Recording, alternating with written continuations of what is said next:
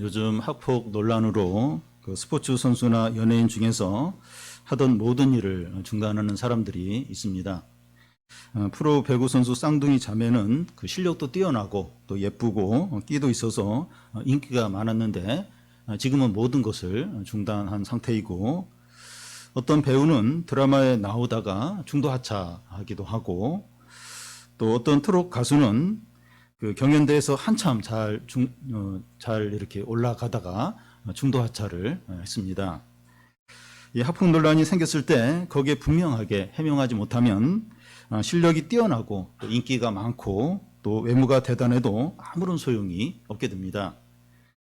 결정적인 것은 그 외적인 재능보다도 도덕성인 것 같습니다. 이 스포츠 선수나 연예인이 이러하다면 성도는 더더욱 그러하다고 할 수 있습니다. 세상 사람들은 이 크리스찬이 무엇을 믿느냐 하는 것보다 어떻게 사느냐 하는 것에 더 관심이 있습니다. 코로나 상황 가운데서 이런 부분이 더 중요해졌습니다. 사람들은 교회와 성도들이 어떻게 행동하느냐 하는데 관심을 갖고 있습니다. 오늘부터 이제 야고보서를 살펴보려고 합니다. 야고보서는 행함을 강조합니다. 행함이 있어야 참된 믿음이라는 겁니다. 요즘 같은 시대에 너무나 필요한 말씀이라고 생각됩니다. 야고보서가 이제 행함을 강조하니까 믿음을 강조하는 로마서와 충돌이 있는 것처럼 보입니다. 그래서 이 종교개혁자 마틴 루터는 야고보서를 지푸라기 서신이라고 하면서 폄하를 했습니다. 이것은 루터가 이 야고보서에 대해서 오해를 한 것인데, 야고보서와 로마서는 상호 보완적입니다. 로마서에서 강조하는 게 할례나 율법 행위로 구원을 받는 것이 아니라 예수 그리스도를 믿음으로 구원을 받는다는 거죠. 맞습니다. 믿음으로 구원을 받습니다. 그런데 야고보서에서는 그 예수님을 믿고 구원을 받았다고 하는 사람들이 믿음으로 살지 않는 것을 다룹니다.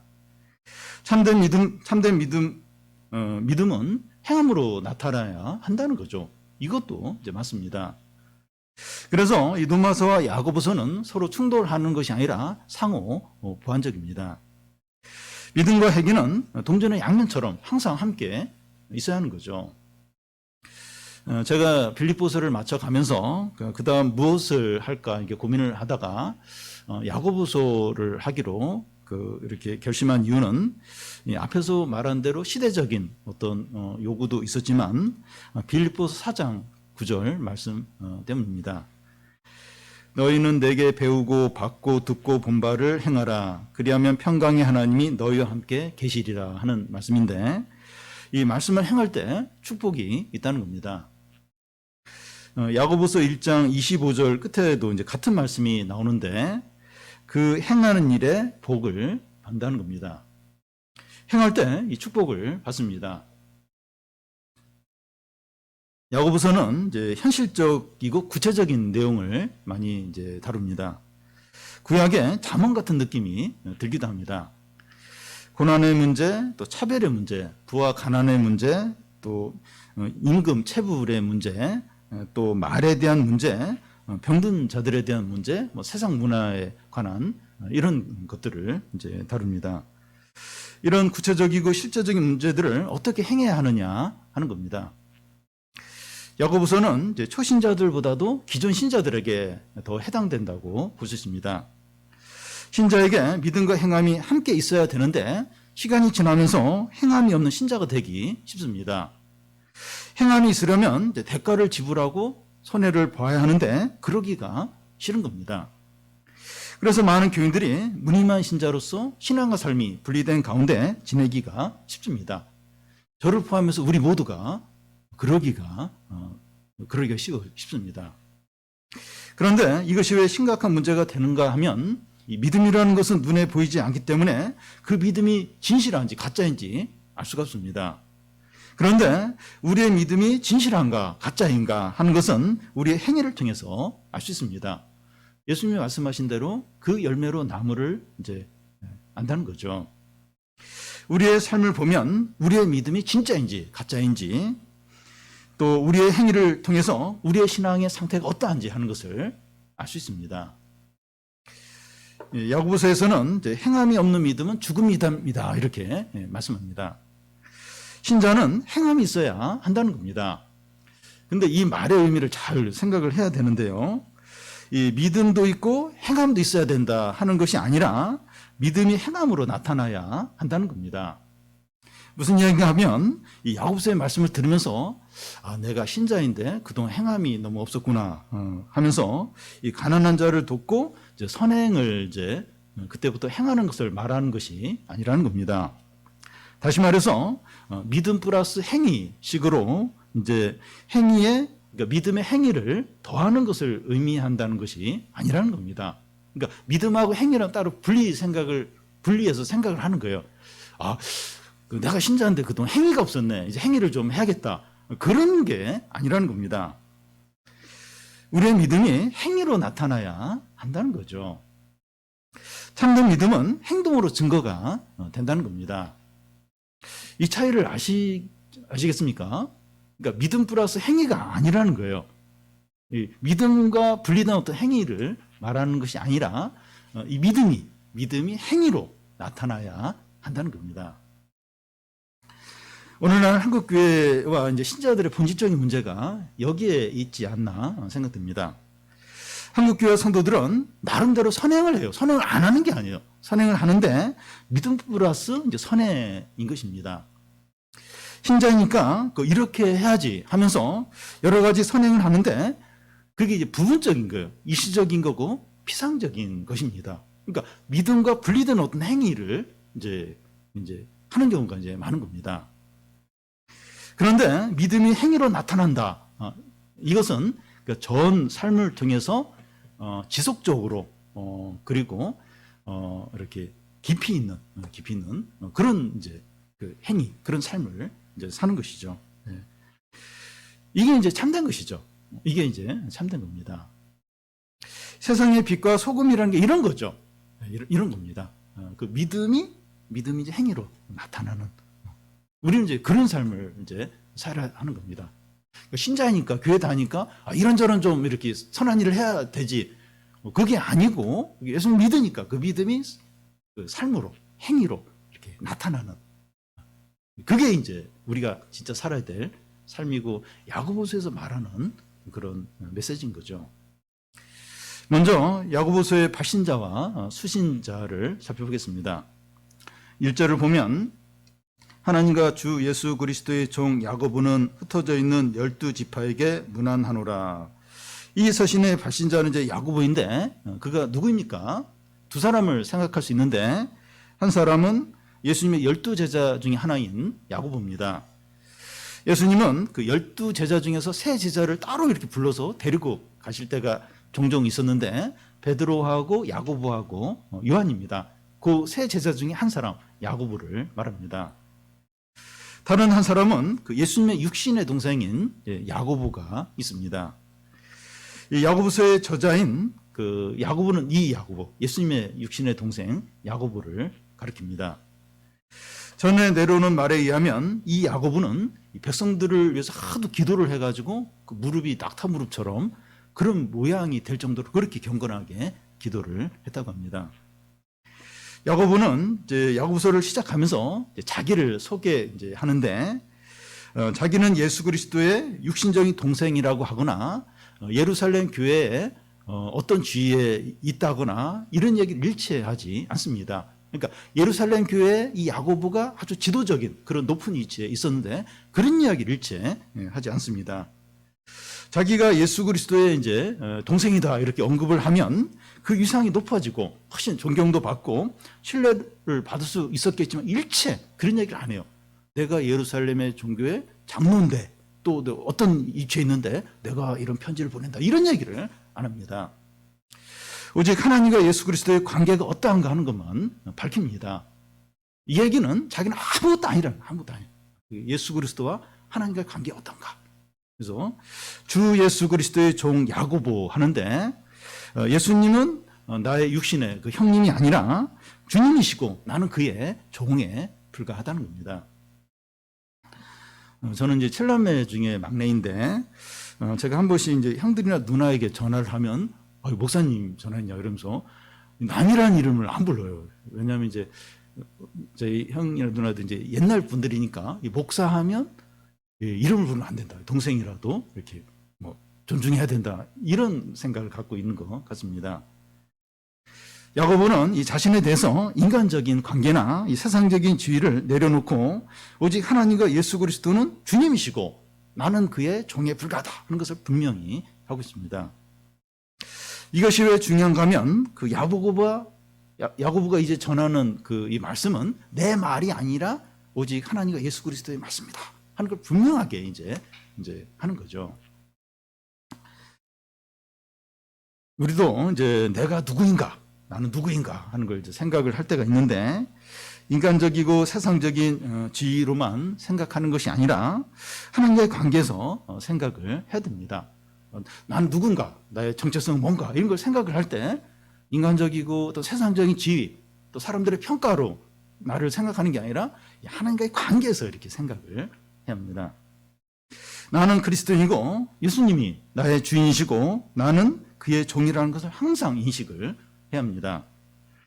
내가 어느 학교 다니고 어떤 직장에 다니고 있고 직급이 뭐고 연봉이 뭐고 내가 몇 평 아파트, 어느 아파트에 살고 있고 이런 것들로만 자기의 정체성을 삼으면 안 됩니다.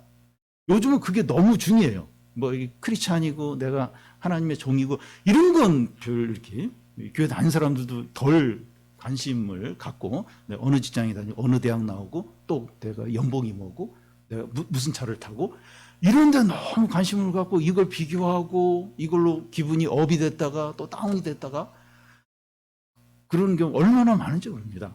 그런데 내가 누구인가, 나의 정체성이 뭔가, 이게 인간적이고 세상적이고 사람들의 평가 이게 아니고 하나님과의 관계에서 그걸 항상 인식을 해야 됩니다. 그럴 때 이제 내가 이렇게 믿음으로 살고 믿음의 어떤 행위를 할 수 있고 그럴 수 있는 거죠. 이 야고보서의 이제 수신자에 대해서 말하는데 그 흩어져 있는 12지파입니다.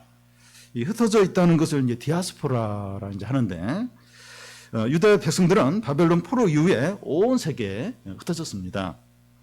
온 세계에 흩어져 있는 하나님의 백성들에게 이 서신을 보낸다는 겁니다. 여러분 빌립보서, 뭐 에베소서, 노마서 이렇게 할 때 그 도시에 있는 사람들에게 보내는 이제 서신이죠. 근데 이 야고보서는 흩어져 있는 12지파라는 거예요. 그러니까 어떤 특정 지역에 있는 성도들에게 보내는 그 서신이 아니라 모든 성도들에게 보내는 서신이라는 겁니다. 그런데 흩어져 있는 12지파라고 하는데 이 12지파는 이스라엘을 가리키죠. 이스라엘은 12지파로 이제 구성이 되었으니까 이스라엘을 이제 가리키는데 근데 이스라엘은 이미 망했어요. 그래서 12지파는 새 이스라엘을 가리킵니다. 신약교회에 소속된 모든 하나님의 백성을 가리킵니다. 유대인이든 이방이든 예수님을 믿는 모든 성도들이 여기에 해당됩니다. 오늘 우리들도 흩어진 12지파에 속합니다. 우리가 새 이스라엘에 속한 하나님의 백성들입니다. 그래서 야고보서는 새 이스라엘에게 속한 하나님의 백성인 우리들에게 하나님과 예수 그리스도가 세상에서 어떻게 살아야 되는가 하는 것을 말씀하는 겁니다. 그 말씀대로 살면 축복을 받는 거죠. 다음은 그 시험에 대한 성도의 자세입니다.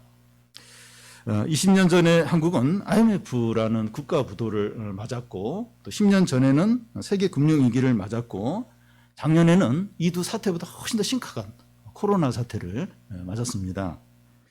국경 봉쇄가 되면서 공항도 폐쇄되고 여행과 관련된 항공이나 호텔, 관광업소들이 줄도산을 하고 또 식당과 노래방 같은 자영업자들이 폐업을 하고 또 이 공연업계나 이 프리랜서들의 수입이 제로가 되고 또 청년들의 취업이 더욱 절벽이 되고 또 실직자들이 증가하고 물가까지 치솟았습니다. 이런 총체적인 어려움 때문에 많은 가정들이 깨어지기도 하고 또 많은 사람들이 빚 문제로 목숨을 끊기도 하고 우울증 환자들이 급증하고 있습니다. 많은 사람들이 이런 재난과 위기들을 아파하고 고통스러워합니다. 그런데 이런 어려움과 고통을 겪는 것은 믿는 자들도 예외가 아닙니다. 요즘 신자들은 이 세상 사람들이 겪는 어려움들 다 겪어요. 똑같이 다 이런 어려움을 겪고 있습니다. 그러면서 더 겪는 어려움이 있는데 이 교회를 다니는 것 때문에 이 비난과 조롱과 불신을 당하는 겁니다. 어떤 교회에 감염이 발생했다 이런 뉴스가 나오면 교회에 대해서 비난하는 말을 들어야 하고, 또 월요일에 이제 학교나 이제 직장에 출근하면 어제 교회 갔다 왔어? 하는 그런 아주 곤혹스러운 질문을 받게 됩니다. 평상시에 신앙이 좋은 것으로 알려진 신자일수록 더 곤혹스러운 그런 대우를 이제 받게 됩니다. 야고보서는 이제 신자들의 이제 행함을 이제 강조한다고 했는데, 오늘 말씀은 고난에 대해서 신자가 어떻게 행해야 되느냐 하는 것을 말씀합니다. 학생은 시험을 보아야 실력을 알 수 있고, 또 운동선수는 경기를 해봐야 실력을 알 수 있는 것처럼 성도는 고난을 당할 때 그의 믿음이 어떠한가 하는 것을 알 수 있습니다. 코로나와 관련해서 우리가 많은 어려움을 겪고 있는데 우리 믿음이 드러나는 기회입니다. 우리도 놀랄 거예요. 저도 막 놀라는데 내가 참 내 경건이 이 정도인가? 믿음이 이 정도였나? 놀랄 때가 있어요. 이 코로나가 우리의 믿음이 어떠한가 이게 드러나는 기회입니다. 야고보는 성도에게 고난이 올 때 어떻게 하라고 합니까? 2절을 우리 같이 한번 읽어보겠습니다. 내 형제들아, 너희가 여러 가지 시험을 당하거든 온전히 기쁘게 여기라. 보통 시험이라고 하는 것은 죄를 짓도록 유혹하는 것을 가리키기도 하고, 또 고난과 어려움 같은 그런 그것을 가리키기도 합니다. 여기서는 이제 후자를 이제 가리킵니다. 여기서 시험을 당하거든 하는데 시험이 갑작스럽게 오고 또 사람들이 원하지 않는 겁니다. 예를 들어서 낯선 전화가 왔는데 바로 이제 코로나 검사를 받으라는 겁니다. 어제 만난 사람이 확진자라는 거예요. 그런 전화를 받고 나면 머리가 하얘져요. 그래서 검사 결과가 나올 때까지 일이 손에 안 잡히고 걱정과 염려와 또 이 두려움이 가득하게 됩니다. 나이 드신 부모님이 화장실에 넘어지셔서 이 허리를 다쳐서 응급실에 급히 모셔가야 되는 일이 있기도 하고, 직장에서 매출이 계속 떨어지면서 구조조정 명단에 내 이름이 올라갔다는 소식을 듣기도 하고, 또 대학 입시에서 실패하는 일이 또 있습니다. 우리에게 찾아오는 고난들이 이런 식이에요. 갑작스럽게 닥치고 우리가 원하지 않는 그런 일들입니다. 그런데 이런 일들이 한두 개가 아니라 2절 중간에 보면 여러 가지 시험이 온다는 겁니다. 여러 가지는 이제 많다는 건데 영어 성경에 보면 many로 이제 나와 있습니다. 우리에게 시험이 닥치는데 다양하고 많은 시험들이, 어려움들이 닥치는 겁니다.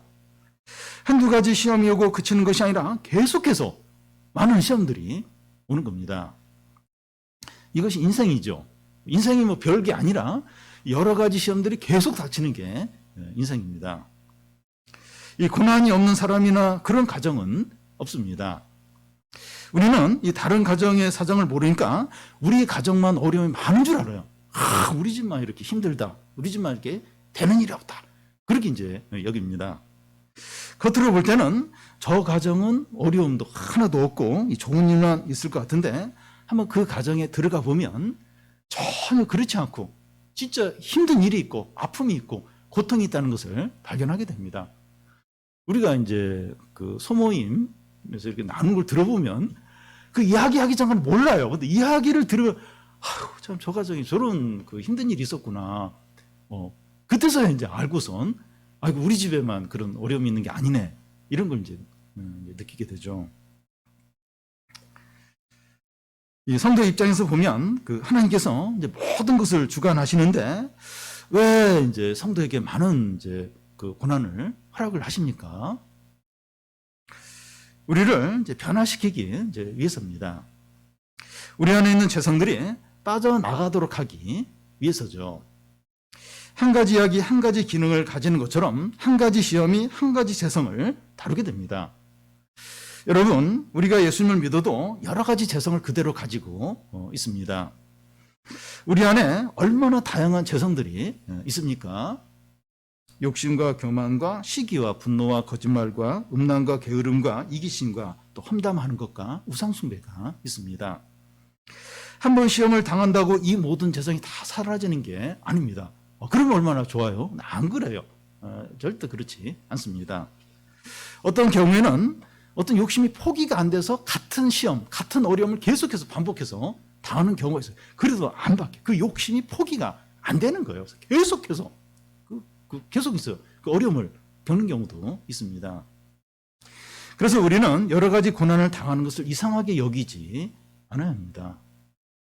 우리 안에 재성이 다 빠져나갔다면 더 이상 고난이 없을 거예요. 더 이상 시험이 없을 건데 그런 사람이 있습니까? 고난을 받았더니 내 안에 있는 재성이 싹 빠져나가지고 거룩하고 정결하고 의롭기만 하고 그런 사람이 있습니까? 없어요. 없습니다. 그래서 옆에 어떤 교우가 고난이 많은 거예요. 하나님 보실 때 충분히 좀 연단을 시키신 것 같은데 왜 이렇게 하나님 고난을 많이 이렇게 주는 것 같다고 이제 그런 말을 하면 본인은 안 그래요. 당신이 나를 몰라서 그렇다고 내가 얼마나 내 안에 죄가 많은지 모른다고 그렇게 이제 말을 할 때가 있습니다. 그래서 야고보 사도는 이제 많은 시험을 닥칠 때 어떻게 하라고 합니까? 온전히 기쁘게 여기라는 겁니다. 여기 온전히라고 하는 말은 모든, 최고를 하는 이제 뜻입니다. 모든 기쁨으로, 최고의 기쁨으로 여기라는 거예요.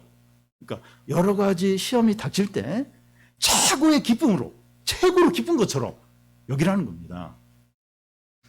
여기서 중요한 말이 여기라, 이제 여기라 하는 건데, 이 여기라 하는 말은 이 고난은 본성적으로 기쁘진 않지만 다른 판단의 기준으로 그렇게 기쁘게 여기라는 거죠.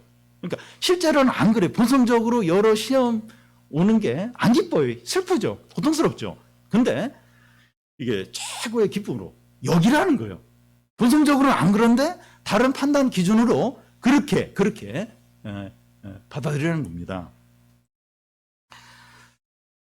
이 고난은 이제 본성적으로는 슬픔이지만 믿음의 안경으로 보면 큰 기쁨이 된다는 겁니다.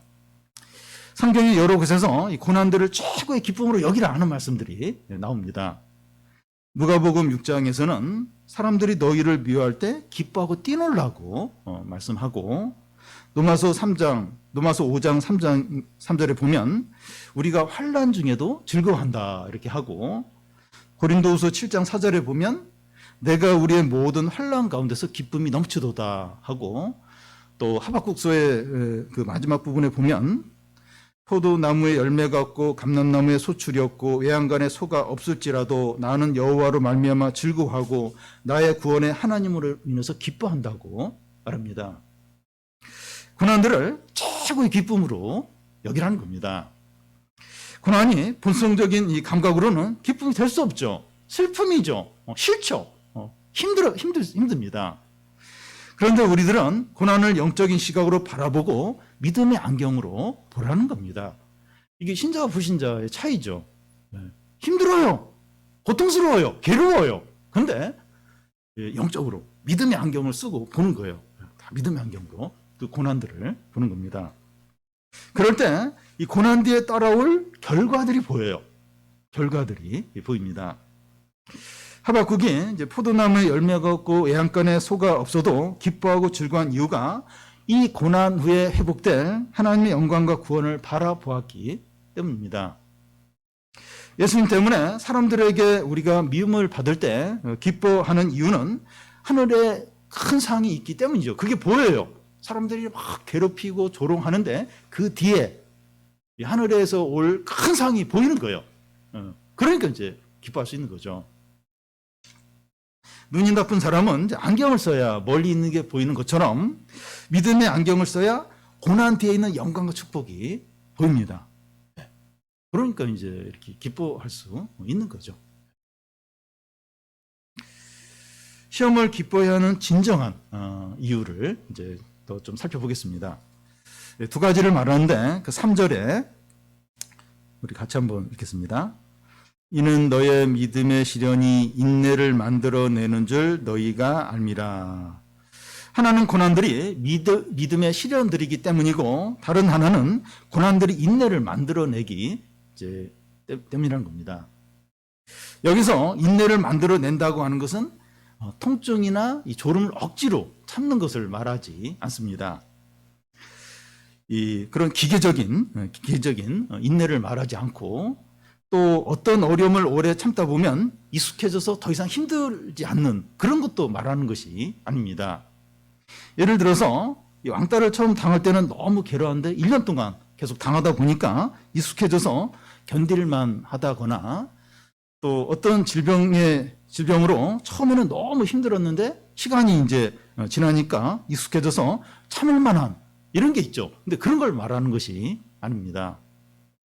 여기서 인내는 고난 가운데서 하나님을 신뢰하고, 또 영적인 유익을 위해서 주어졌다는 것을 믿고, 또 그 고난을 하나님께 맡김으로 참고 이겨내는 것을 말합니다.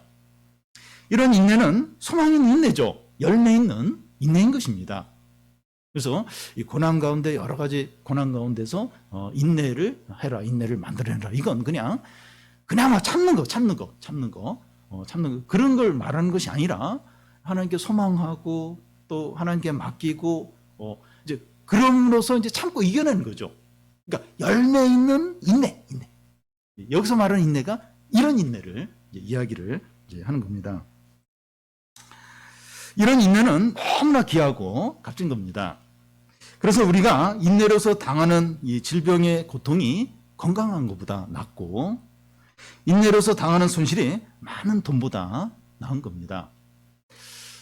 이 대기업 CEO들이 이제 주로 하는 말이, 새로운 도전을 하다가 실패를 하면 잃어버린 게 아니라 얻는 거라고 그렇게 말합니다.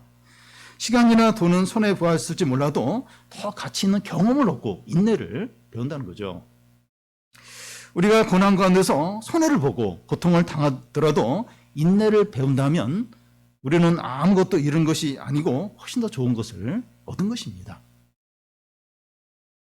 야고보서 5장 11절에 있는 말씀 보면, 보라, 인내하는 자들을 우리가 복되다 하나니 너희가 욥의 인내를 들었고 주께서 주신 결말을 보았나니 주는 자비하시고 긍휼히 여기시는 자니다. 인내하는 게 복받는. 그 인내의 결론, 결말을 욥을 통해서 본다는 겁니다. 어려움 없이 편하게 잘 지내는 것보다 고난을 겪으면서 인내를 배우는 게 훨씬 더 낫다는 겁니다. 그러니까 그 여러 가지 시험을 당할 때 크게 최고의 기쁨으로 여기라는 거죠. 그 시련이 헛된 그냥 의미 없는 게 아니라 믿음의 시련이고, 또 인내를 만들어내기 때문이라는 거죠. 그러면 믿는 자들이 고난 가운데서 인내를 잘하면 어떤 유익이 있습니까? 4절을 보면 우리 같이 한번 읽겠습니다. 인내를 온전히 이루라. 이는 너희로 온전하고 구비하여 조금도 부족함이 없게 하려 함이라. 오늘 설교에서 가장 중요한 말씀이 인내를 온전히 이루라는 겁니다. 야고보서는 그 믿는 자들의 행함을 이제 강조하고 있는데, 고난에 대한 믿는 자들의 행함은 인내를 온전히 이루는 겁니다. 이 행함이 이제 중요한데, 고난 가운데서 인내를 온전히 이루는 거, 이게 이제 우리가 우리 신자들이 행해야 될 일입니다. 우리에게 믿음이 있다면 고난이 닥쳐왔을 때 인내를 온전히 이루라는 겁니다. 방금 앞에서 살펴본 것처럼 인내가 그렇게 귀한 거예요. 그래서 고난이 왔을 때 인내를 온전히 끝까지 이루라는 겁니다. 여러분, 이제 많은 신자들이 고난이 처음 닥쳐왔을 때 기도하면서 잘 참는 것 같지만, 고난이 계속되면 중간에 지쳐서 포기하는 경우가 있습니다. 무슨 일을 하든지 끝까지 일관되게 하는 게 중요합니다. 수능을 앞둔 수험생의 경우에 봄을 잘 넘겼어요. 그리고 또 여름 더위도 잘 넘겼는데, 가을에 막 낙엽이 떨어지고 가을바람 불면서 막 흔들려서 방황을 해버리면 좋은 성적을 기대할 수가 없습니다. 청년들의 취업과 진로 문제가 너무나도 어려운데 몇 군데 원서를 해보면 안 됐어요. 그리고 뭐 상황도 어렵고 하니까 포기하면 안 되고 끝까지 해야지, 끝까지. 결국 그 싸움입니다. 지금 얼마나 이렇게 인내하면서 이렇게 계속 시도하고 또 방법을 바꿔보고 또 이렇게 도전도 해보고 그런 사람이 이제 결국은 이제 취업을 하게 되죠. 지금 인내 문제죠. 취업은 인내 문제입니다. 사업에 크게 성공한 사람들을 보면 인생 바닥까지 내려가고 완전히 망했다가 지푸라기를 짚는 심정으로 다시 일어서서 성공하는 경우들이 많습니다. 한 분을 제가 소개를 하면 세계 3대 이제 요리 학교 중에 한 곳을 이제 졸업한 어떤 여자분인데 호텔에서 근무하다가 이제 독립해서 김밥집을 이제 운영을 했습니다. 그런데 그 잘 됐어요. 잘 되니까 그 식당 주변에 막 다른 김밥집들이 막 생기면서 결국 이분은 이제 그 식당을 그만두게 됩니다. 그때 이분이 이제 식당을 그만두게 된 더 근본적인 이유는 자기가 만든 김밥은 최고이고 당신들은 마음에 들지 않으면 뭐 다른 데 가서 먹어라 이런 어떤 그런 교만한 태도가 있었습니다. 자신감에서 나오는 건데, 그러니까 소비자 중심이 아니라 자기 중심, 주인 중심으로 이제 이제 식당을 이제 했던 겁니다. 이제 그렇게 나서 그런 이제 실패를 겪고 나서 이제 다시 이제 김밥집을 오픈을 하게 되는데 지하상가에서 이제 오픈을 이제 하게 됩니다. 그때부터는 이제 소비자 중심으로 태도를 바꾸게 됩니다. 그 당시에 이제 어떤 사람이 김밥 5줄을 주문하면서 새벽 5시에 그걸 가지러 오려고 하는데 괜찮느냐고 묻는 거예요. 그 전과 같으면 그냥 거절을 했을 텐데 이분이 그때 그렇게 하겠다는 거예요. 그래서 새벽 3시에 나와서 이렇게 준비를 해서 그 김밥 5줄을 만들어서 이제 팔게 됩니다. 이분은 이제 그때 이후로 이제 이런 마음을 가지고 이제 시작을 이제 다시 이제 하면서 식당이 또 크게 아주 성공을 하게 됩니다. 무슨 일이든지 성공하려면 겸손해야 돼요. 그리고 오래 인내를 이제 할 수 있어야 합니다. 신앙의 세계는 더더욱 그러합니다. 신앙생활은 마라톤과 같습니다. 장기간에 걸쳐서 여러 가지 고난 가운데서 끝까지 인내를 해야 합니다. 고난의 기간이 길거나 고난이 크더라도 약한 마음을 먹으면 안 됩니다. 그런데 우리는 로봇이 아니고 육체와 감정을 가진 연약한 존재이기 때문에 낙심하고 침체에 빠지기가 쉽습니다. 생각보다도 약해요. 또 열입니다. 여성들은 이제 50대가 되면 이제 갱년기가 시작이 되면서 심리적으로 육체적으로 많은 이렇게 변화를 겪으면서 막 격해지기도 하고 막 감정이 막 이렇게 요동치기도 하고 그런 어떤 변화와 어떤 그런 기복이 사춘기보다 더 심한 그런 부분도 이제 있습니다. 근데 50대에 접어드는 남자들에게도 이제 이런 비슷한 이제 갱년기 비슷한 것이 이제 나타나는데요.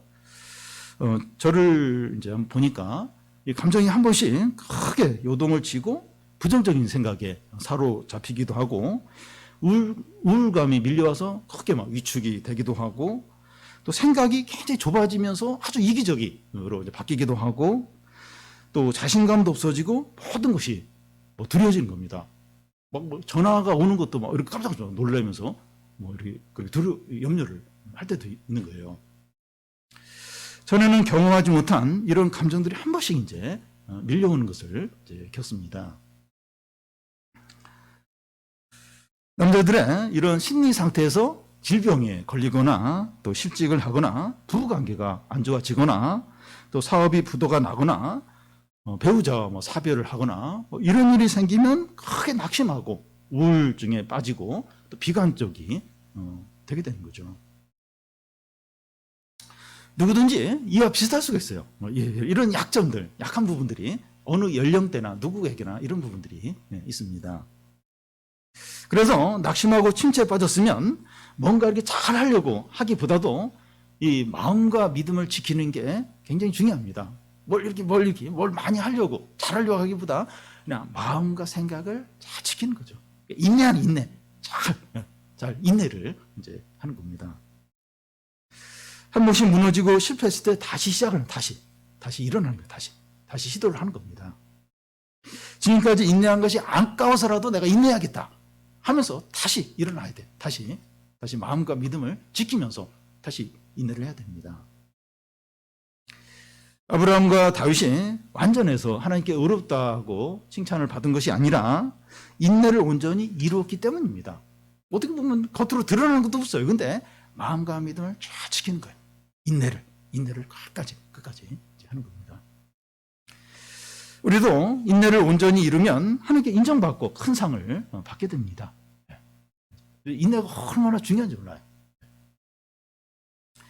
신자가 고난 가운데서 인내하는 기간이 너무나도 소중한 시간입니다. 이때 인내하는 기간에 온갖 좋은 것들, 귀한 것들, 또 참된 것들이 다 이때 만들어져요. 인내하는 기간에 이게 힘들어요. 힘든데 이때 온갖 귀하고 또 이 좋은 것들이 만들어지고 그 사람이 보물이 되고 요 인내하는 기간에 이 모든 일들이 이루어지게 됩니다. 어떤 것들이 만들어집니까? 4절 중간을 보면 너희로 온전하고 구비하여 조금도 부족함이 없게 하려 함이라. 우리가 고난 가운데서 인내하기 전에는 미성숙하고 또 불완전하고 결핍된 것이 많았습니다. 그런데 이 고난 가운데서 인내를 배우면 성숙한 자가 되고 온전한 자가 되고 풍성함을 누리게 됩니다. 이 소유가 많아져야 예를 들어 수입이 늘거나 또 자기 아파트를 소유하거나 승진을 해야 풍성함을 느낄 것 같은데 그런 게 아니에요. 물론 그걸로 인해서 풍성함을 느끼지만 일시적인 거예요. 피상적인 겁니다. 또 상황이 바뀌면 또 풍성함이 또 없어지게 돼요. 근데 고난 가운데서 인내를 배우면 풍성함을 진정으로 누리게 됩니다. 상황과 상관이 없어요. 상관. 뭐 여건과 상관이 없고 진정으로 풍성함을 누리게 됩니다. 바울이 고백한 것처럼 내가 궁핍할 때나 또 풍부할 때나 일체의 비결을 배웠다고 하는데 이거죠. 항상 풍성함을 상황과 상관없어요. 항상 풍성함을 누리게 돼요. 실제로 그냥 이렇게 그냥 어떤 환상적인 어떤 느낌으로만 그럴 게 아니라 실제로 풍성함을 느끼고 기뻐하게 됩니다. 사람이 애갖고 유치하고 자기중심적이었는데 어려움을 겪으면서 다른 사람을 배려할 줄 알고 영적인 사고를 시작하는 겁니다. 영적으로 철이 드는 거예요. 이게 영적으로 이제 성숙해지는 거죠. 영적인 성숙은 지적이거나 성격이 좋거나 배려를 잘하는 것과 다릅니다. 그러니까 이렇게 뭔가 이렇게 교양이 있고 또 세련돼 있고 또 이렇게 성격이 좋고 이러면 영적인 성숙으로 아는데 그거하고 달라요. 이 차이가 뭡니까? 자기 능력으로 하는 것이냐, 하나님의 능력으로 하는 것이냐 하는 거죠. 이 자기의 능력과 성품으로 하는 것은 한계가 와요. 한계가 옵니다. 금방 이제 그게 바닥이 나요. 근데 하나님의 능력과 은혜로 하는 것은 너무나 이제 풍성합니다. 이게 영적인 성숙이 성숙. 이게 하나님의 은혜와 하나님의 능력으로 모든 걸 하는 거예요. 풍성, 넘칩니다. 사람에 따라서 달라지지 않아요. 근데 이제 자기 성품이나 자기 능력으로 하는 건 금방 바닥이 나요. 사람에 따라 달라집니다. 상황에 따라서 달라져요. 네. 가정이나 교회나 우리 사회에서 영적으로 성숙한 사람이 얼마나 필요한지 모릅니다. 네. 고난을 믿음으로 잘 감당할 때 영적으로 성숙하게 돼요. 영적으로. 이런 사람이 얼마나 가정 안에서 얼마나 나이가 들고 또 지적이고 공부도 많이 하고 성격도 좋은 것 같고 또 교양도 있고 세련된 것 같은데 영적으로 성숙하지 않으면 유치해요. 아주 사소한 거 가지고 막 화를 내고 막 욕심을 부리고 그런 걸 얼마나 많이 볼 수 있는지 모릅니다.